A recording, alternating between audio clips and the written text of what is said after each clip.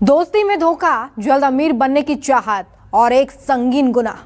जुर्म की ये दास्तां किसी को भी हिलाकर रख देगी। जी हां, आगरा में एक कारोबारी का जवान बेटा लापता हुआ। उसकी गुमशुदगी की शिकायत थाने में दर्ज कराई गई, लेकिन 6 दिन बाद जब पुलिस ने इस पूरे मामले का खुलासा किया तो हर कोई हैरान रह गया, क्योंकि कारोबारी के बेटे को साजिश के तहत अगवा किया गया और बाद में उसका कत्ल कर दिया गया। उसकी लाश का अंतिम संस्कार तक कर दिया गया। इस संगीन गुनाह को अंजाम दिया गया केवल 2 करोड़ रुपए के लिए। देखिए रिपोर्ट।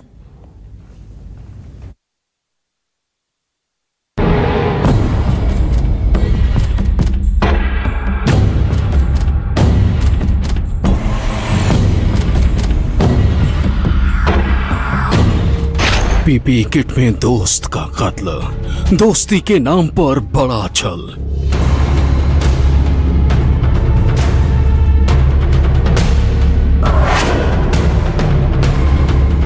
दोस्त क्यों बन गया हत्यारा, अपने ही दोस्त को क्यों मारा?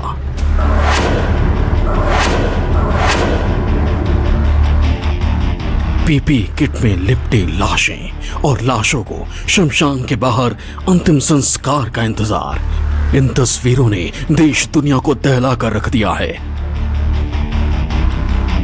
लेकिन इन्हीं तस्वीरों को देखकर एक दोस्त के जहन में खौफनाक साजिश ने जन्म लिया। उसने साजिश को अंजाम तक पहुंचा डाला। साजिश का शिकार बना 25 साल का नौजवान सचिन चौहान। सचिन चौहान आगरा के कोल्ड स्टोरेज कारोबारी सुरेश चौहान का इकलौता बेटा था, जिसे पहले अगवा किया गया और फिर उसकी हत्या कर दी गई। और गुनाह का ताना बाना सुमित आसवानी नाम के शख्स ने बुना। हैरानी ये कि सुमित आसवानी नाम का ये शख्स कोई अनजान नहीं है, बल्कि सचिन चौहान का खास दोस्त था। दोनों के पिता कारोबार में पार्टनर हैं। फिर दोनों के रिश्ते में ऐसा क्या हुआ कि साजिश बुनकर इस भयानक हत्याकांड को अंजाम दिया गया? बकौल पुलिस, सचिन के कत्ल की साजिश तो करीब 20 दिन पहले ही बुन ली गई थी, लेकिन शुरुआत 21 जून 2021 को हुई। तारीख 21 जून 2021, जगह दयाल बाग आगरा, वक्त दोपहर 3:30 बजे। सचिन चौहान ने अपनी मां को बताया कि वो किसी से मिलने जा रहा है। इसके बाद उसका मोबाइल भी स्विच ऑफ हो गया। रात को करीब 11:15 बजे कॉल आई तो परिजन रिसीव नहीं कर पाए। जब कॉल बैक की गई तो किसी और ने फोन रिसीव किया। 11:37 में मेरे पास फ़ोन आता है। मैं रात को सो रहा हूँ, मैं इसलिए नहीं उठा पाया। और 11:55 में मेरी मैसेज फ़ोन करती है कि बेटा तू है कहाँ। तो दूसरा कोई बंदा फ़ोन उठाता है और वो कहता है वो सो रहा है। तो उसने कि है कहाँ तू? ये नोएडा है। तो मैसेज कहती है कि नोएडा कैसे पहुँच गया? सामने से बंदा कहता है कि नोएडा, ये आपको मालूम होना चाहिए आपका बच्चा कहाँ कैसे पहुँच गया नोएडा में। उसके बाद उसने फ़ोन काट दिया, बंद कर दिया। अगले दिन यानी 22 जून को परिवार ने न्यू आगरा थाने में शिकायत दर्ज कराई। मामला शहर के बड़े कारोबारी के बेटे के लापता होने का था, लिहाजा बिना देर किए पुलिस ने कार्रवाई शुरू की। इसी के बाद रविवार को पुलिस को बड़ी कामयाबी मिली जब 5 आरोपियों को गिरफ्तार किया गया। जिन 5 लोगों को पुलिस ने गिरफ्तार किया उसमें कत्ल का मास्टरमाइंड सुमित आसवानी को बताया गया। इसके अलावा सचिन के ही परिवार का सदस्य हर्ष चौहान भी इस साजिश का हिस्सा था। बकौल पुलिस, साजिश के तहत 21 जून को पहले सचिन चौहान को फोन करके बुलाया गया और फिर उसे एक पुराने वाटर प्लांट में लेकर गए। सचिन को घर से बुलाकर वाटर प्लांट लेकर गए। यहां आरोपियों ने सचिन चौहान को शराब पिलाई, फिर सचिन के मुंह पर लेमिनेशन प्लास्टिक बांध दी। दम घुटने की वजह से सचिन चौहान की मौत हो गई। सुमित आसवानी और उनका साथियों लोग ने मिलके उसका सचिन का अपने आप बुलाया, ले गया, घर से ले गया उन लोग। वहाँ जाके न्यू आगरा थाना क्षेत्र में एक अकोना वाटर प्लांट है, वहाँ ले जाके उनके साथ उन लोगों ने दारू पिया। दारू पीने के बाद उनका वहाँ पे सफोकेशन एस्पेक्सिया कराने के लिए उसका पूरा सिर पे लेमिनेशन पेपर से कवर किया। उसके बाद कवर करके उसका हत्या कराया।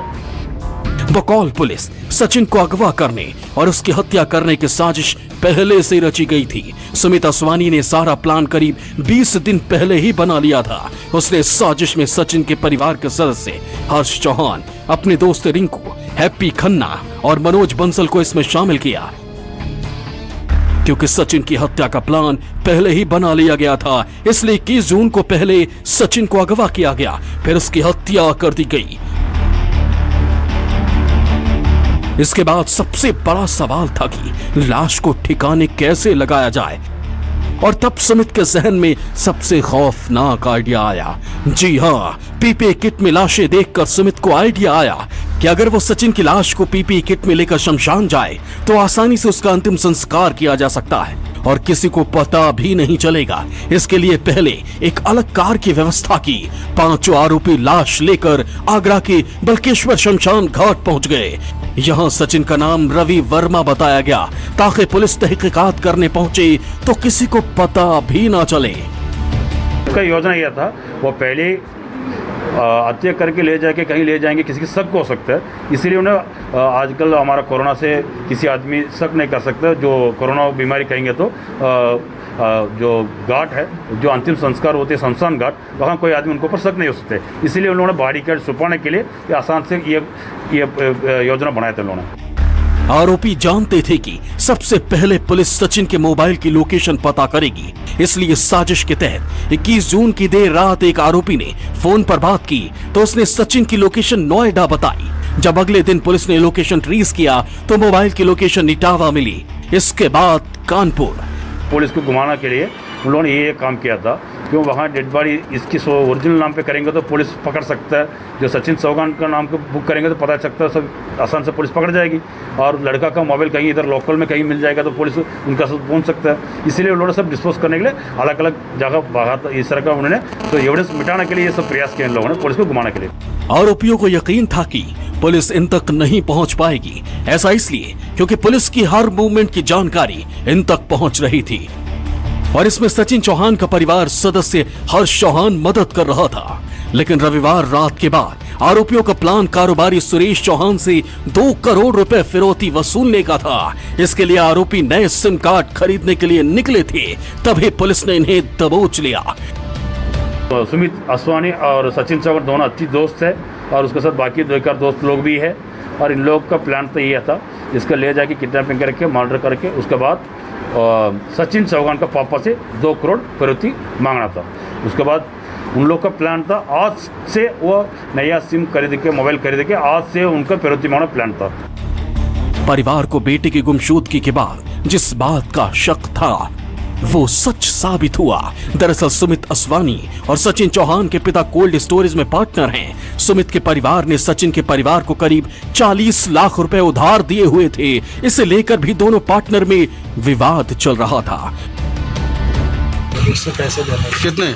40 लाख रुपए। उसका जो भाई है चाचा का बेटा, उसने बोला कि उसके साथ बैठ के प्लानिंग बनी कि अगर 2 करोड़ मांगेंगे, मिल गए तो ठीक, नहीं मिले तो तेरे 40 लाख मैं दूंगा। पैसों के विवाद को आपसी बातचीत से सुलझाया जा सकता था, लेकिन दोस्ती का फायदा उठाकर सुमित असवानी ने जिस गुनाह को अंजाम दिया, उसने एक परिवार से उसका बेटा छीन लिया तो 5 लोगों को जुर्म की दलदल में उतार दिया। विमल मिश्रा, आगरा न्यूज़ 24।